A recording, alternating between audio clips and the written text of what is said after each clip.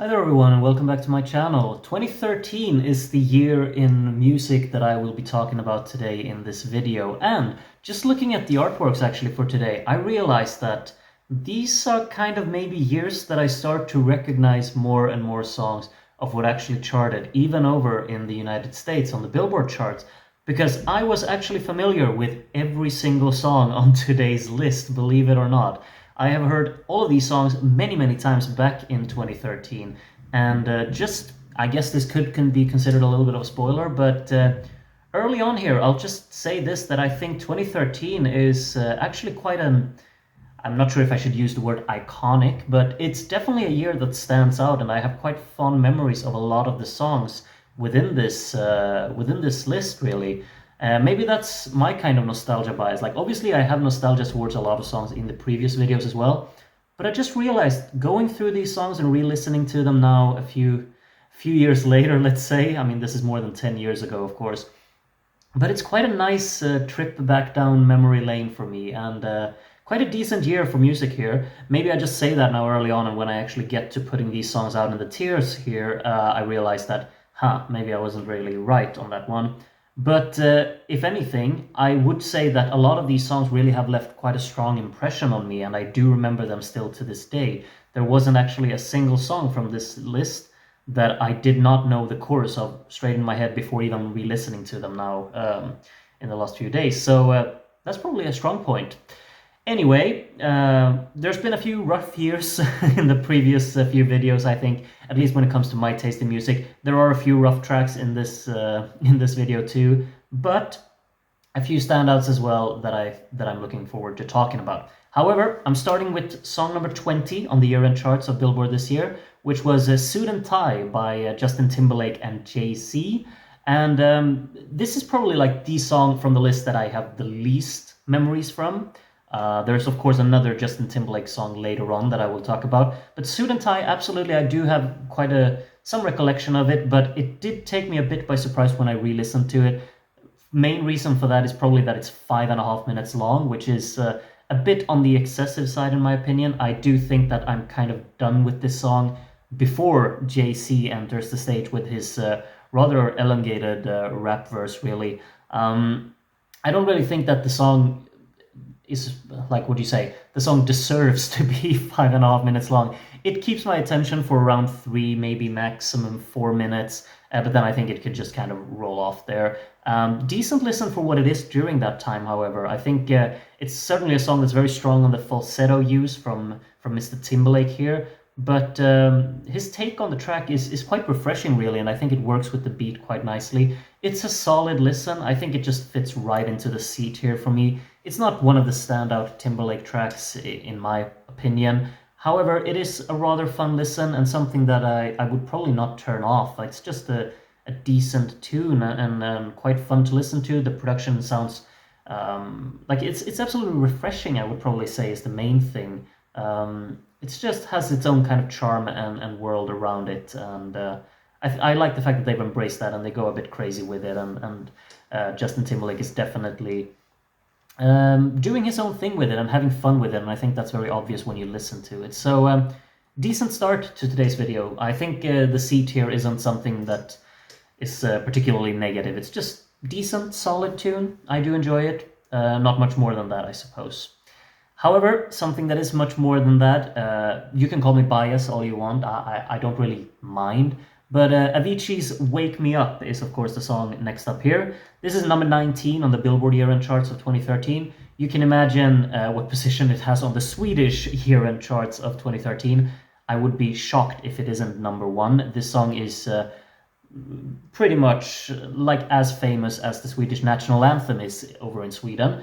But for good reason. This was kind of, I wouldn't say that it was a complete deal breaker when it was released, but just this combination of the campfire strumming, kind of country inspired verses with the progressive house choruses, it was just something a bit refreshing and really stood out at its time, and it's definitely both melodically very memorable and atmospherically so as well.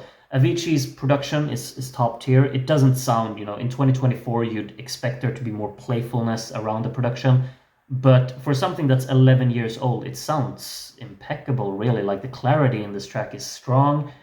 I th- I think overall the arrangement really clicks. I think the mixing also combines both of these styles of music and blend them into one in a very natural way that I've always been quite impressed by.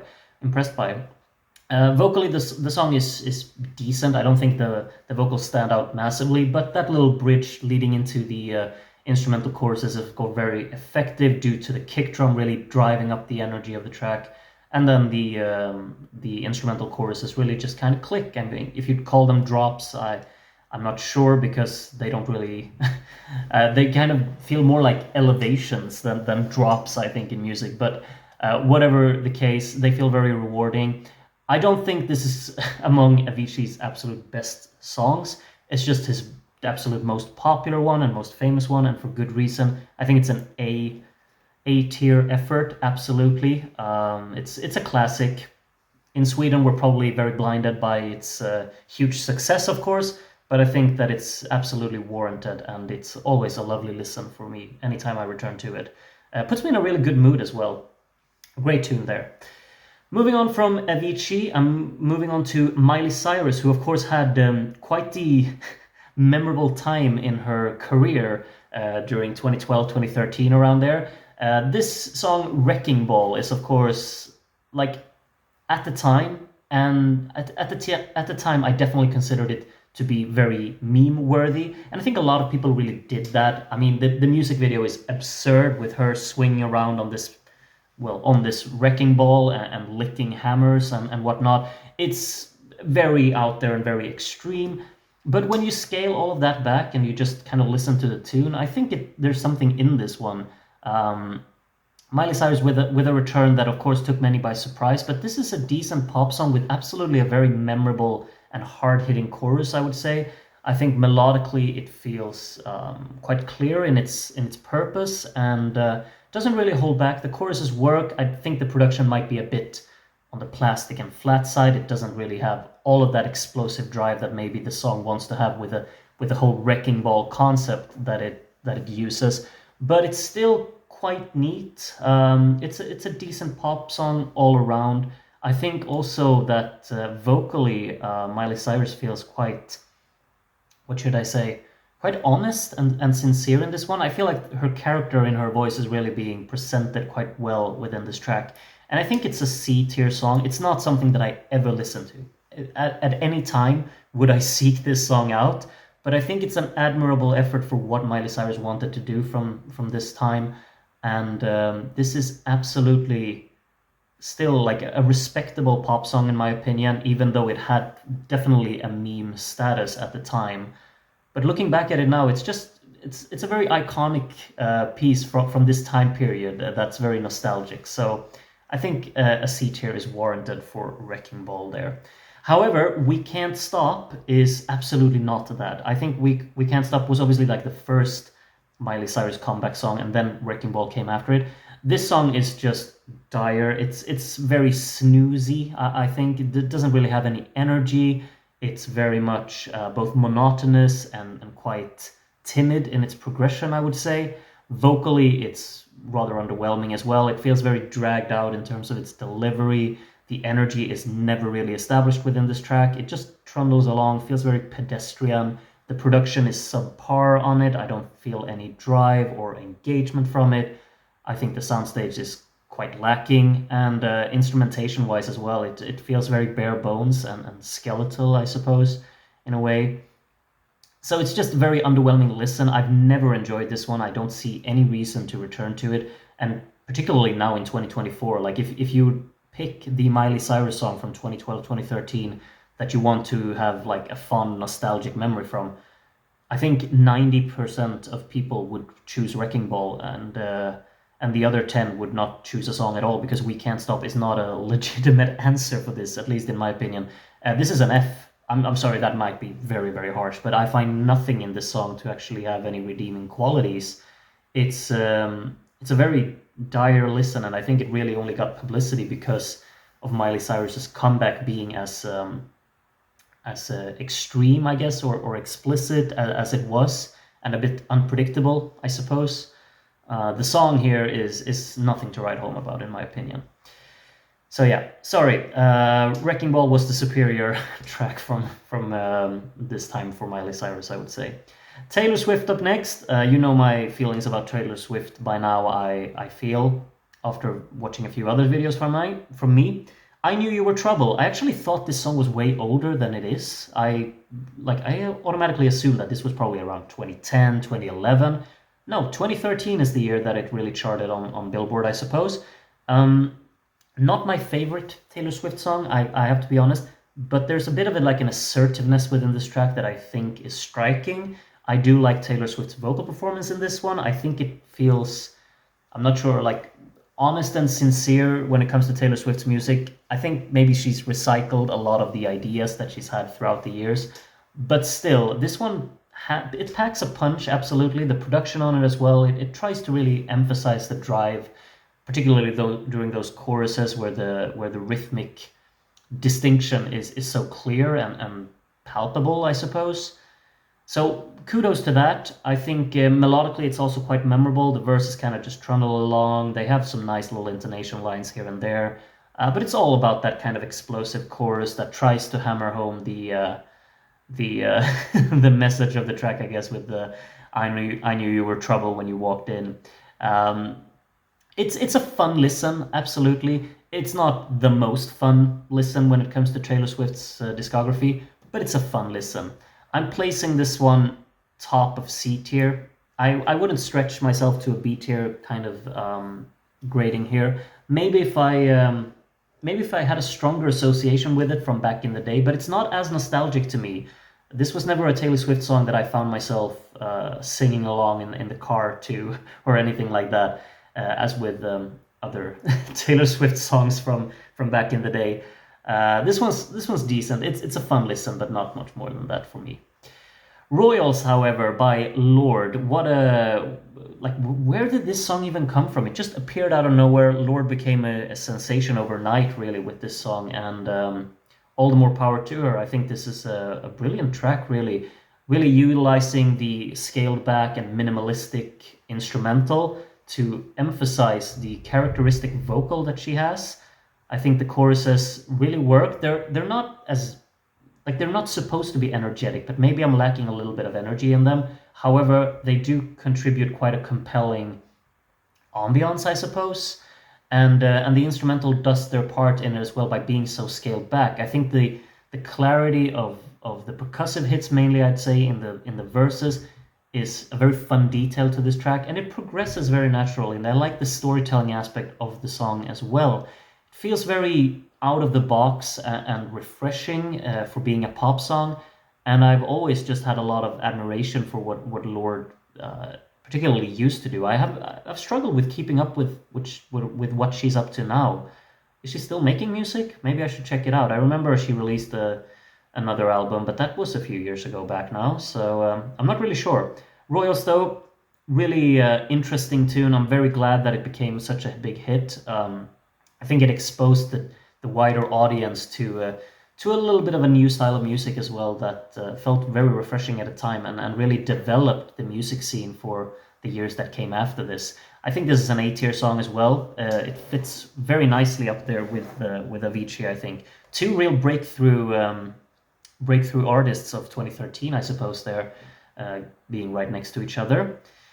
Get Lucky by Daft Punk, Pharrell Williams, and Nile Rodgers here is the next track, and this is, this is nostalgia at its peak for me, I suppose. This song was on the radio all the time, at least in Sweden, and I've kind of forgotten just it's been such a long time since I actually heard it before going back to this video.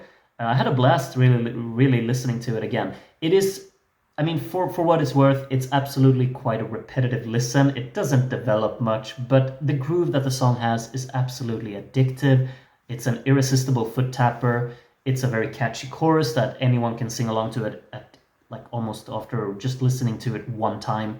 Everyone just knows the song. It's one of these that also makes you want to clap along and move around, and it's just that has that engaging danceability to it, with quite a playful little arrangement behind it as well. I do like the guitar strumming quite a lot in this.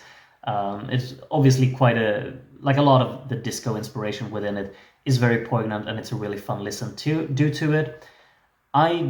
As I said, I haven't really listened to it since back then, and I never seek it out to listen to on my own either. Maybe it has to do something with the fact that I heard this song a million times on the radio, really, and I've gotten a bit tired of it because of that.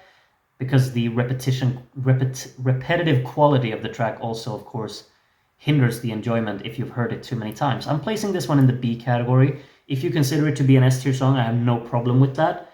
If you consider it to be an F tier kind of song, I might have a little bit of a problem with that, because it's just too much fun, at least in my opinion. But yeah, it could absolutely be tiresome for some people. Not for me though. It's gotten a bit on the repetitive side, but I still have a blast listening to it and revisiting it now. Stay by Rihanna and Mikky Ekko, who I'm not really familiar with what else he's done. I remember back in 2013 or 2014 or around that time, I actually did check out a lot of his music and I did quite enjoy it. And now I've just kind of forgotten it. It's left my head, I suppose. However, this song Stay Here was really big at the time, it has to be said.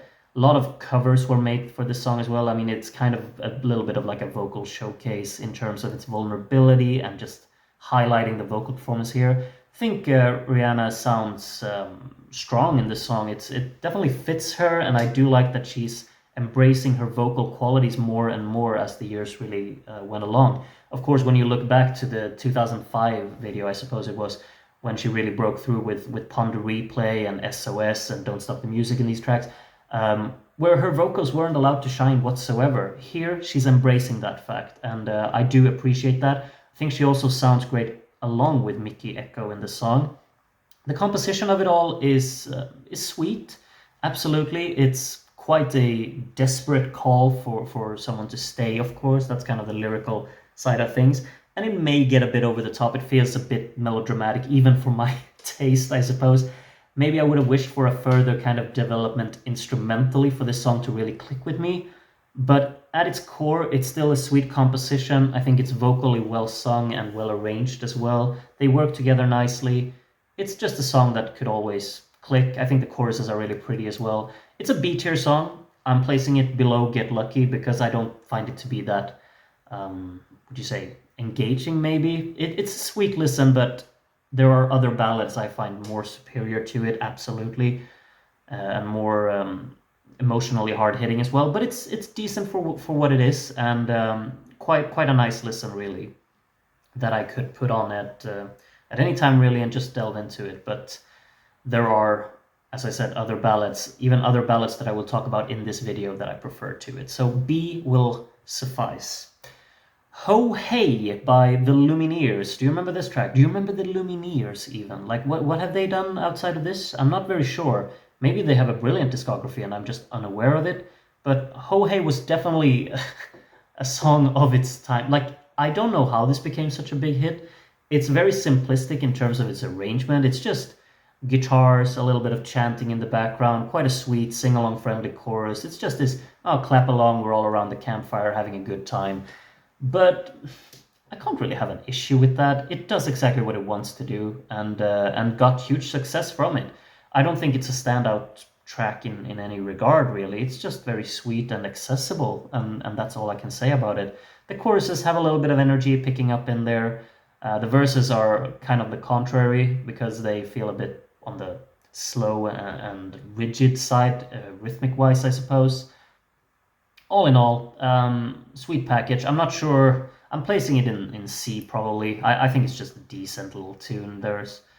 I'm placing it actually above Wrecking Ball there. But there are absolutely songs within this genre that I find much more interest in. I think this one's very safe, just playing it by the books. But it succeeded in doing that. It's very accessible. A nice little tune, but not much more for me. However, as I move on to the song that plays number 11 on this year-end charts, Locked Out of Heaven by Bruno Mars. I've talked about Bruno Mars for a few times now, but this was really the song back in 2013, I suppose, when it really clicked for me how fantastic I found Bruno Mars to be. I think Locked Out of Heaven is a superb pop tune, really, and it's so strange. Like, looking back at these videos and talking about Bruno Mars so many times, I realize how great I find him to be. And I mean, if you go on Spotify, he is the #1 artist in the world. Still, like today, he really is that. And well deserved. I think what he's made throughout all of these years is really fantastic. Locked Out of Heaven, I mean, when you also consider, sorry for going a bit off topic here, but my first association with Bruno Mars was, of course, the Lazy song, which I find to be a terrible piece of music. And then everything else he released after that, I'm just clicking with everything. And Locked Out of Heaven is really the peak so far into his career. Maybe there will be other songs later further down the line that I prefer to it. But what a chorus this one has. And vocally, it's so hard hitting. He sells, excuse the expression, I suppose, but he sells the hell out of this song, really. Those choruses are superb. They're just soaring on top. They have that elevated feeling to them. Instrumentally, it's quite a creative package as well. There's maybe you could consider the kind of vocal chops that it has to be a bit obnoxious. I would understand that. I mean, I've shared a lot of feelings towards obnoxious instrumental inputs throughout a lot of other songs in this series, but here I think they click. I love the rhythmic detailing from the guitars, I suppose, along with the percussive arrangement in the track.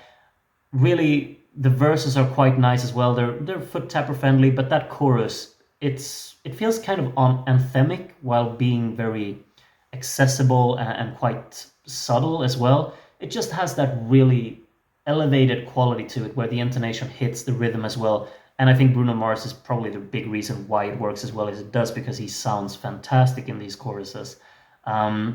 It's a song that you sing along to at the top of your lungs. And wow, what a tune it is. I'm placing this one in the S tier. I think it's that good. Absolutely.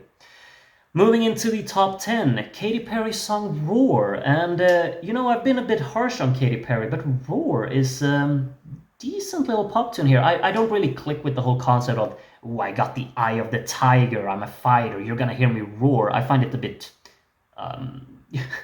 cringy, I suppose.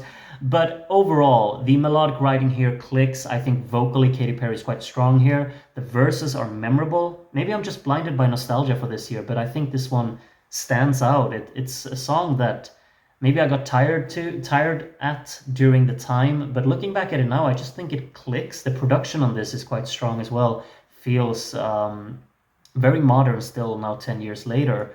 And compositionally just flows very naturally. I think the instrumental is strong and convincing. The choruses work, absolutely. The setback, I think, is absolutely the whole lyrical concept of you're gonna hear me roar and I'm a tiger, which I kind of roll my eyes at it. But it is what it is.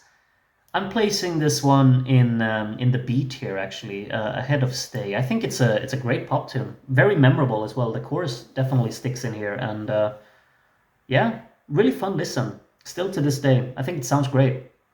So happy days, happy days. Now next up, less happy days. Like, look at the tier list so far; it looks great. But don't you worry, because Florida Georgia Line and Nelly comes along with Cruise, which really is the song that, I mean, if I hear someone say that they dislike country music, this is automatically what I think of when I hear that sentence. Like, I would understand if you dislike country music when it sounds like this, because I have no idea what's going on here, but the vocals are so over the top in their southern, oh no, I can't do an imitation, but the whole dialect or accent here, it feels like maybe it's not fake, but they sound kind of like what I imagine someone making fun of Southern people sound like, which I think is really sad. Maybe they actually sound like that, but they sound so gimmicky in this track. The whole concept lyrically of the track as well is so just, I roll my eyes at it. Nelly comes along to kind of provide this hip-hop country crossover that I can absolutely admire it for sure. But like, I would have preferred any other song to adapt this combination, because in here I feel a bit nauseated by it, really. There's excessive vocal processing on it, which is absolutely not helping. It sounds awful in that area.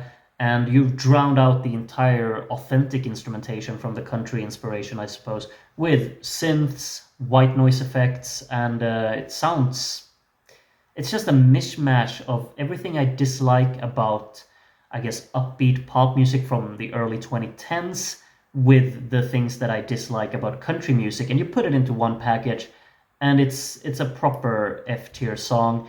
It's catchy. I'll give them that. So it ranks above We Can't Stop because of that. But my, how I can't stand this song. No, no, no. Not for me. Bruno Mars back again, ranked number 8 in this year's tier list as well, or in this year-end charts from Billboard. Both number 8 and number 11 on the list is quite a strong record. Like, what do you say? A strong. I wouldn't say record, but anyway, whatever.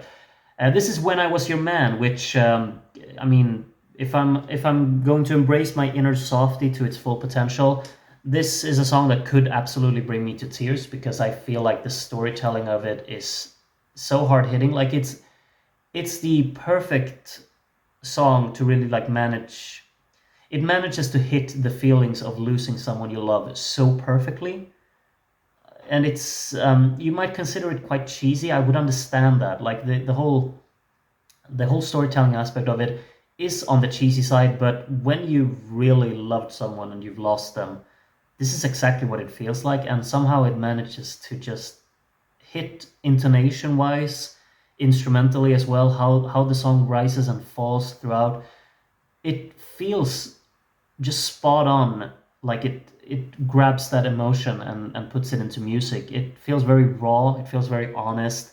The way that Bruno Mars really highlights his vocals and phrases the words, it hits. It's almost like kind of like an acting performance where you feel like, yeah, I feel every single emotion in here. It's so well told and well presented and well executed. Beautiful, poignant composition behind it, but really it's the stellar vocals and the intonation that hits so right to match this lyrical storytelling. I'm tempted, to actually put it in the S tier, but I would understand that it might be a bit on the cheesy side. But so I'm placing it at the very top of A tier. It is, of course, quite a slow listen as well. Like, you need to be in the mood for this song to really embrace it. Locked Out of Heaven is just that perfect pop tune that just clicks. This one requires you to be a bit sad, but when you're sad and when you feel what's being told in the song here, I'd bawl my eyes out, really, and I have done so. No shame in that, I suppose. It's a beautiful piece, really. Yeah, as you can see, I'm a big Bruno Mars fan. I didn't even realize I was this way, but that's the way it is. Just Give Me a Reason by Pink and Nate Ruess, or Roos, I don't know. But the lead vocalist from the group Fun that I've talked about, of course, before. Just Give Me a Reason. Great pop tune. Like, this year is, in my book, obviously fantastic, really. And this is another reason for that. I think this song clicks so nicely. The verses flow along really, really neatly. The piano arrangement in them feels quite compelling and really is the center of it, while also establishing kind of like a harmony and a backdrop for the vocals to present the story of the track. And then the choruses join in, nice little drum beat in there. They feel rather energetic while also being quite emotionally loaded and vulnerable in a way. It's not like this song utilizes a wide or grand orchestration or instrumentation either. It's scaled back, but still manages to have enough energy to push the song forward. Vocally, I think it's stunning, really, and they sound fantastic together. Is this another A-tier song? I think it is. It just clicks. It's a wonderful listen, and one that I think has a lot of replayability as well. I could put this on at any time and sing along to it at the top of my lungs, absolutely. Mirrors by Justin Timberlake might actually have the same effect. This is also a sing-along friendly tune. Now, one thing that of course is very striking about this track is the fact that it's probably 8 minutes long. I don't know, that's the version that I always find on Spotify, and I can't listen to this whole 8-minute thing. Like the final 3 minutes is really kind of nothing to me. I don't know why. Like, Justin Timberlake was just in the mood to make really long songs during this period, I suppose, which is a bit unnecessary. However, overall, I think the choruses of this song are really sweet. They're very memorable, catchy to sing along to. The instrumentation works perfectly on it. The production sounds very polished and rich and lush, I suppose, still today. Comes together really nicely. I like the whole presentation of it all and the execution. I think Justin Timberlake sounds great in this track as well. He feels characteristic and purposeful in his delivery. Melodically, it clicks. The flow of the track is absolutely there as well. I like the instrumental behind it. The beat really clicks for me. I think it's a strong beat here kind of song. I'm placing it between Get Lucky and Roar there. Very accessible as well, I'd say. I like anyone could probably put on this song and just get lost in the natural flow of it and just enjoy it for that reason. Maybe not everyone would enjoy the 8-minute version of it though, myself included. But yeah, B tier for Mirrors there, I think. Now there's only the top 5 left, and the top 5 is kind of... This is where I feel like this top 5 isn't really representative of what a good year I find 2013 to be. However, Can't Hold Us by Macklemore, Ryan Lewis, and Ray Dalton is, I think for some people, they just kind of roll their eyes at this one, and Macklemore in general. Like, I think he's quite the character that you could have your varied opinions on. But Can't Hold Us is absolutely that sing-along friendly banger that, like, any house party just gets lifted instantly the second this song comes on. It's so energetic. The staccato arrangement on the keys is there. The horns provide a lot of character to the track, but really what it is, it's that driving, engaging, percussive arrangement that just pushes the song forward. It's so high in energy. The tempo is still there, or the tempo is absolutely there to just push the song forward as well. And the hook is mind-blowingly catchy and doesn't leave your head. You just want to sing along to it the second or whenever you hear it. At least that's my case. I think it's one of the most memorable hooks I can think of. And I have tons of fun listening to this song. I think it's a stunning A-tier kind of song. I'm placing it at the bottom of A-tier actually, because I think the other songs are just that brilliant. But this is the proper fun song of this year. Like if I pick one song from this year that I think is the most fun, that's the one. It always gets me going, and I get excited every time I listen to it. And when I'm just like at any given time, if I'm just listening to a playlist on Spotify on shuffle or anything, and this song comes on, I'm upping the volume instantly. I can't get enough of it. I really it just hits that hard for me, and yeah, it always puts me in a good mood. Makes me smile, makes me dance, makes me happy. Great tune, in my opinion. 4 songs to go, and the first one of them is kind of a strange one to be on the Billboard charts like this. Harlem Shake by Baauer. And this is, of course, this is a meme song. Like this is a complete kind of almost entirely an instrumental track, intended really for like a club setting, but it became viral because of the whole meme with doing the Harlem Shake. And all the more power to Baauer, I suppose. I guess he's still living... I don't know if it's a he or them or a she or it's like a big group or whatever, but they're probably living life still from the royalties of this track because it got that huge. And yeah, I can't really fault them for that. It does what it sets out to do. The production is actually quite strong, especially for being back in 2013. And it does have that kind of forceful atmosphere around it. The sound design absolutely clicks as well. It does what it wants to do. I don't particularly enjoy it. I think there are other EDM tunes that I find to be more catchy or more memorable or more fun to listen to or more impressive in terms of their production. But it just does what it does. And I can't really fault it for that. I think it's a C tier song. Very strange song to like chart on the Billboard like this. But hey, what does it matter? It's a hit. Like anyone who was around in 2013 and like was around on the internet in 2013, they still know this song. Like if it came on, they would instantly recognize it and associate it with all the madness that was this Harlem Shake trend. So yeah, I'm placing it bottom of C tier though, because I don't think it's that much fun of a listen, really. Radioactive by Imagine Dragons, really the song that put Imagine Dragons on the map. And a lot of people have a lot of issues with Imagine Dragons, and I get it. Like it's a bit of like the Nickelback syndrome or the I wouldn't say the Maroon 5 syndrome in the same regard, because Maroon 5 kind of got annoying.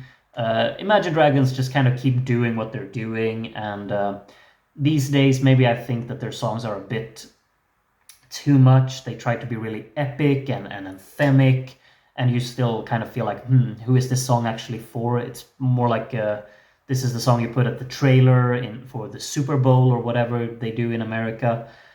But Radioactive is something else. This was really the first time I was exposed to their music, and I really loved this song when I was younger. I think melodically it clicks. I love the approach that the verse take, how they really incorporate this digital approach of both sound design, synth work, and percussion, while still keeping a little bit of like an acoustic flavor in the guitar that opens the song. It's quite a nice atmospheric arrangement early on that leads to these really the really anthemic choruses with quite a hard-hitting vocal that could be considered over the top, but I think it clicks. This is still one of the Imagine Dragons songs that I can absolutely return to and enjoy in 2024. I think most of the songs on their first album are like that, and a few of the songs on their second as well. Here I am saying the first album. Maybe they released an album before this that I've never listened to, but from their breakthrough album, I like a lot of the songs on there, like Bleeding Out, like Amsterdam, like Demons, and On Top of the World, of course. And then the second album has a few standouts as well. Polaroid is one I always think of. But Radioactive, catchy listen, really like the atmospheric touch of it as well. And it was like at a time before they got a bit tiresome with their approach. I think it's an A-tier song. I'm placing it actually at the bottom of A-tier because I don't think it's that fantastic. But back in the day, I really loved it. Like 16-year-old me was all about Radioactive. I'm not going to say my age now because I feel old, but modern me, maybe not so much for Radioactive, but I still can enjoy it whenever it comes on. 2 songs to go in what could be my longest video so far, honestly. It's just a year that I feel so passionately about, but maybe that stops now because Robin Thicke, T.I. and Pharrell Williams made Blurred Lines. And if you think this song has aged badly, just remember that it was just as off-putting back in 2013, and I have no idea why we let them get away with this. It's one of the most on-the-nose and kind of like derogatory songs that I can imagine, and I get it. Oh, it's catchy, it's sing-along friendly, it has a nice little groove to it.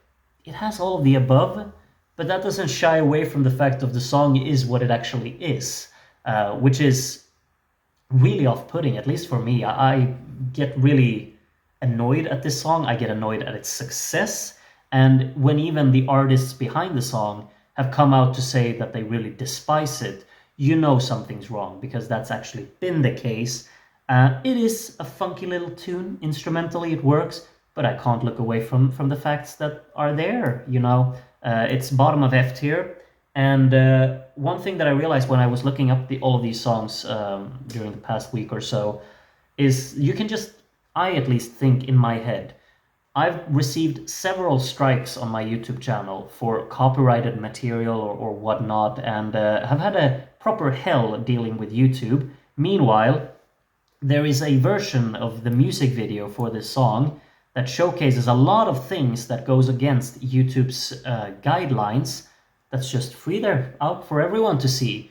Meanwhile, I sit here with my YouTube strikes. So life's not fair, and that maybe makes me hate this song even more. I'm not sure. But oh my, how it deserves to be in the F tier.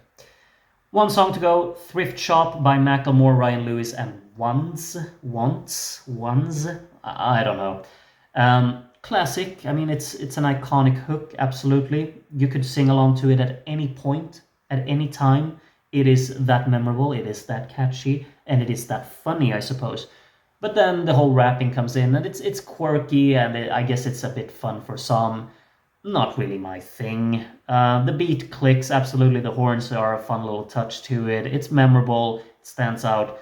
Not the most enjoyable listen for me, but it is playful, and I get the success. In my opinion, there are, of course, way more songs that should have been in this top 5 of this year on the charts, but Thrift Shop is the number 1. I'm placing it in the D tier. I think it fits quite nicely in there. It is probably the song, my fourth least favorite song of this year. I'd say this looks quite accurate, really, when I look at it like this, the tier list here. That's the end of it. And one thing I can absolutely say for certain is that I guess 2013 was my year. There are three absolutely god-awful additions into this year, at least in my opinion. You may disagree, and that's completely fine. But I really despise the three songs at the bottom here. And Thrift Shop isn't really up my alley. I wouldn't particularly say that Harlem Shake or Wrecking Ball, for that matter, is either, but I can respect them. And then the top three categories, a lot of songs in them, and I stand by them. I think they're great songs, and in some cases, brilliant songs. Really fun year to revisit. I'm hoping that 2014 will be equally as good, because I have a lot of strong memories from 2014 as well when it comes to the pop music scene. If that's only the Swedish music scene, I guess we'll find out. But 2013 has been great to revisit, really. So yeah, I've enjoyed making this video tons. Hope you've enjoyed watching it as well. Please share your thoughts on these songs in the comments. Which one's your favorite here? Hopefully there are some other Bruno Mars fans out there. I'm not sure. Maybe I'm alone in that. But considering he's #1 on Spotify worldwide, I doubt it. But yeah, thank you so much for watching. Hopefully I see you again tomorrow. Take care of yourselves until then, and bye bye.